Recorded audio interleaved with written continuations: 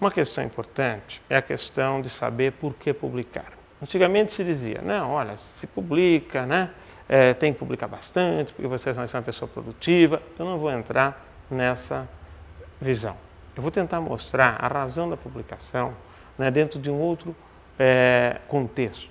Ou seja, você está fazendo ciência, você tem informações importantes, você tem uma comunidade se preocupando com essas questões, você tem que comunicar. E a forma de comunicar é a publicação.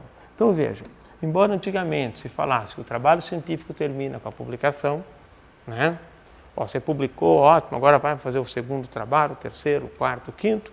Isso também era produto de uma ineficiência ou de uma inabilidade que nós tínhamos em saber o que acontecia com os nossos trabalhos publicados, não dava para saber, né?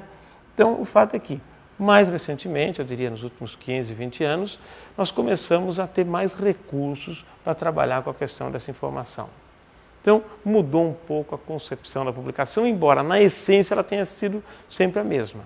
É que ela ficou mais evidente porque nós temos hoje recursos para saber o que acontece com a nossa publicação e antigamente não tínhamos esses recursos. Então, veja bem, se a barreira é o periódico, é fácil. Lógico que fácil não é, mas não é tão difícil. Por quê? Porque para você conseguir, como autor, ultrapassar a barreira do periódico, você vai fazer uma discussão até certo ponto objetiva com os revisores e com os editores dessa revista. Eles vão apresentar suas argumentações, eles vão mostrar por que aceitam, por que não aceitam o seu trabalho, por escrito, e você vai poder responder a isso, e enfim, você participa de um debate objetivo. Isso é relativamente fácil, não é? Desde que você faça uma ciência competente, é questão apenas de tempo e você consegue publicar em bons periódicos. O problema é que esse daqui é só o primeiro passo, tá? Porque o que se espera com a publicação é que você consiga a aceitação, abrangência e respeitabilidade da sua comunidade. Porque eles vão, né, avaliar seu texto. E se seu texto tiver equívocos, alguns vão detectar, né? Esta parte é mais complicada, tá certo? É óbvio que existe uma série de fatores interferindo nisso. Então, por exemplo, se você publica num periódico de baixa qualidade, esse primeiro degrau pode ser intransponível. Você já não vai conseguir nem aceitação, nem abrangência, nem respeitabilidade. Se você publica num periódico que a sua especialidade considera de boa qualidade, esses degraus ficam mais fáceis de serem transpostos. Tá? É lógico que isso não tem a ver com objetividade científica, mas com um problema social dentro da ciência. Isso existe, não podemos ignorar, né? Então é lógico, se eu publico uma notícia num periódico que mais pessoas vão ler, né? E um periódico que já fez a sua crítica, ou seja, me ajudou a eliminar pequenos erros que podiam estar distorcendo a minha ideia, né? Então fica mais fácil de eu conseguir produzir um bom texto. Se eu publico num periódico fraco, a chance de passar equívocos é muito grande e a partir daí a chance de eu conseguir esses passos posteriores é também minimizada, né? Lembra que nós discutimos sobre o que era conhecimento científico? Que é aquele que é feito pelo método científico, pelas credenciais científicas, mas aceito por parcela significativa da sua comunidade. O tamanho da sua comunidade depende, pode ser dentro da sua especialidade ou ultrapassar a especialidade, né?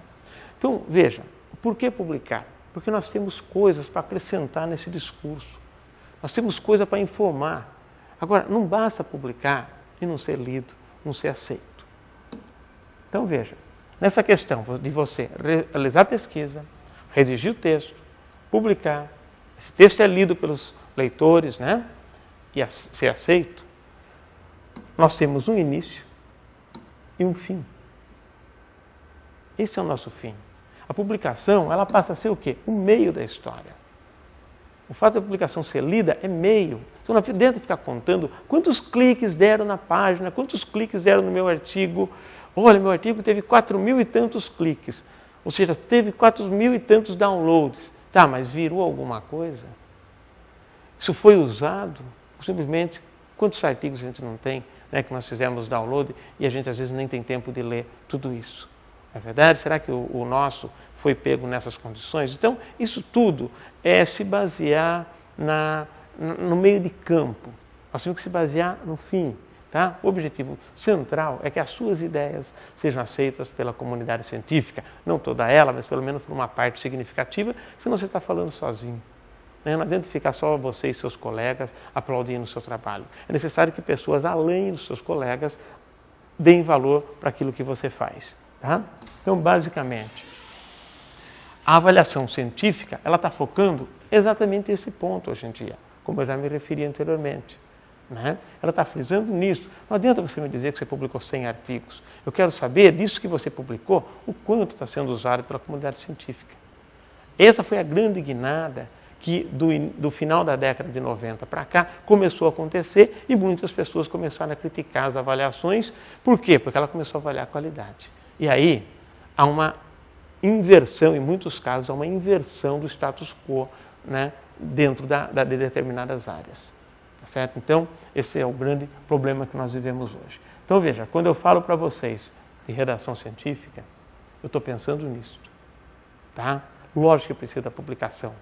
Mas se você fizer um bom serviço de publicação, não garante que você vai conseguir isso. Então você tem que fazer as duas coisas.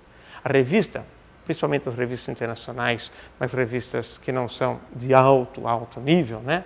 Elas se preocupam muito com essa questão aqui, de aceitação.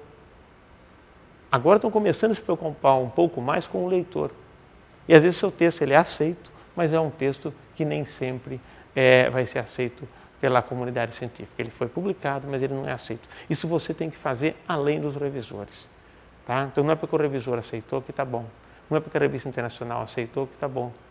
Você tem que saber e apresentar aquilo de forma clara, de forma evidente.